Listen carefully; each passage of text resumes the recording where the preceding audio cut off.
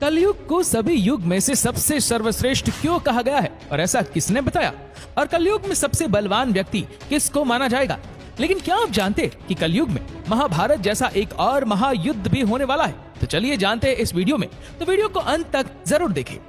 दोस्तों, हमारे सनातन धर्म में समय के कालखंडों को 4 युगों में बांटा गया है, सतयुग, त्रेता युग, द्वापर और कलयुग, जिसमें कलयुग को मानव जाति के लिए सबसे शापित युग कहा गया है। कहा तो ये भी जाता है कि जैसे जैसे कलयुग अपने चरम पर पहुंचेगा, हमारे समाज की हालत बद से बदतर होती जाएगी। लेकिन आपको जानकर हैरानी होगी कि प्राचीन समय में एक ऐसे महर्षि भी हुए जिन्होंने कलयुग को सभी युगों में सबसे सर्वश्रेष्ठ युग बताया। दोस्तों, कौन थे वो महर्षि? क्यों उन्होंने कलयुग को सर्वश्रेष्ठ युग बताया और उनके ऐसा कहने के पीछे क्या तर्क था? तो दोस्तों, यहाँ सबसे पहले तो आप ये जान लीजिए कि हम जिस महर्षि की बात कर रहे हैं उनका नाम है महर्षि वेदव्यास। उन्होंने ही कलयुग को सभी युगों में सर्वश्रेष्ठ युग बताया है। कथा के अनुसार एक बार ऋषियों की सभा में चर्चा हो रही थी कि कौन सा युग सर्वश्रेष्ठ है। कोई सतयुग, कोई त्रेता, तो कोई द्वापर को श्रेष्ठ बता रहा था। जिसके बाद सभी ऋषिगणों ने मिलकर समाधान के लिए महर्षि वेदव्यास के पास गए। जब सभी ऋषिगण महर्षि वेदव्यास की कुटिया के समीप पहुंचे तो उन्होंने देखा कि महर्षि व्यास जी गंगा में डुबकी लगाकर ध्यान कर रहे। कुछ समय बाद महर्षि व्यास ध्यान से उठकर जल में खड़े हो गए और फिर उन्होंने जल में डुबकी मारी और ऊपर आने पर युगों में कलयुग, वर्ण में शुद्ध और इंसानों में स्त्री श्रेष्ठ है, ऐसा जपने लगे। महर्षि को ऐसा करते हुए देख यहाँ ऋषिगण कुछ समझ पाते उससे पहले ही व्यास जी फिर डुबकी मारते और ऊपर आकर कहने लगे, शुद्ध तुम श्रेष्ठ हो और तुम ही धन्य हो। अब सभी ऋषिगण एक दूसरे की तरफ आश्चर्य से देखने लगे और महर्षि व्यास के इस व्यवहार पर आश्चर्यचकित होकर आपस में बात करते हुए कहने लगे कि अब तक तो हम लोगों ने सुना था कि युगों में कलयुग श्रापित युग है और जातियों में ब्राह्मण ही श्रेष्ठ है, तो फिर व्यास जी ये कौन सा मंत्र जाप रहे? सर्वे ऋषि इसी पर सोच विचार कर रहे थे। तभी व्यास जी नदी से बाहर निकलकर अपनी कुटिया में चले जाते हैं और बाद में ऋषिगण भी उसके पीछे कुटिया में चले जाते हैं। और ऋषियों ने कहा, महर्षि, हम आपके पास एक समस्या के समाधान के लिए आए थे, लेकिन आप नदी में डुबकी लगाते समय इस मंत्र का जाप कर रहे थे। उस मंत्र ने हम सभी को आश्चर्य में डाल दिया है कि आखिर कलयुग सभी युगों में श्रेष्ठ कैसे हुआ?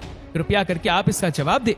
ऋषियों की बात सुनकर व्यास जी ने कहा, हे ऋषिगण, इसमें असमंजस की बात क्या है? मैंने जो भी कहा सत्य कहा।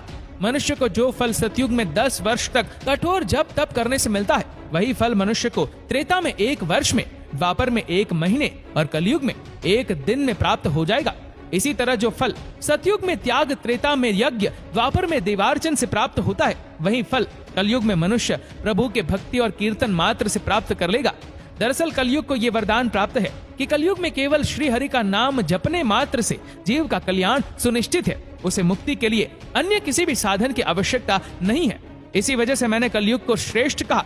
इतना सुनने के बाद सभी ऋषिगण आगे वेदव्यास जी से कहते हैं, महर्षि, आपने नदी में दूसरी डुबकी लगाते कहा था कि कलयुग में शुद्ध श्रेष्ठ है। आखिर ये संभव कैसे है? समाज का सबसे निम्न वर्ण श्रेष्ठ कैसे हो सकता है? इस पर वेदव्यास जी कहते हैं, पहले ब्राह्मणों को ब्रह्मचर्य का पालन करना होता था, जिसके बाद वे अनुशासन एवं धर्म की मर्यादा में रहते हुए वेद शास्त्रों एवं मंत्रों का अध्ययन करते थे और इसके बाद ही वे अन्य वर्णों को मार्गदर्शन के लिए उन्हें धर्म ज्ञान देते थे। इस तरह से प्रत्येक ब्राह्मण अपने कर्तव्य का निर्वहन करते हुए उच्च पद को प्राप्त होते थे। लेकिन कलयुग में ब्राह्मणों में ये सभी गुण देखने को नहीं मिलेगा, इसीलिए वे सभी उच्च पद को प्राप्त नहीं होंगे। लेकिन शुद्ध में पहले से ही ब्रह्मचर्य और शास्त्रों के अध्ययन का नियम लागू नहीं होता आ रहा है, इसीलिए कलयुग में जो शुद्ध होंगे वे अपनी सेवा भाव के बल पर उच्च पद को अर्जित कर लेंगे।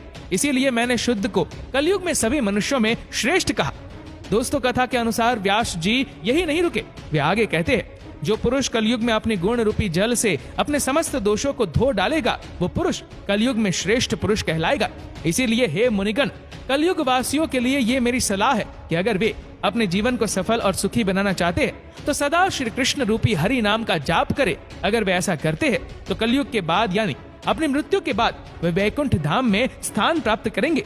इन सभी बातों को कहने के बाद महर्षि व्यास जी सभी ऋषियों से कहते हैं कि हे मुनिवर, मुझे उम्मीद है कि मैंने आपकी सभी शंकाओं का समाधान कर दिया। इसीलिए अब आप बताएं कि आप सबका यहाँ कैसे आना हुआ? इस पर सभी ऋषियों ने एक स्वर में कहा, हे महर्षि, हम यहाँ आज इस शंका को लेकर आपके पास आए थे, वो आपकी कृपा से अब दूर हो गई है। ऋषियों के मुख से ये बात सुनकर व्यास जी अब मुस्कुराने लगते हैं।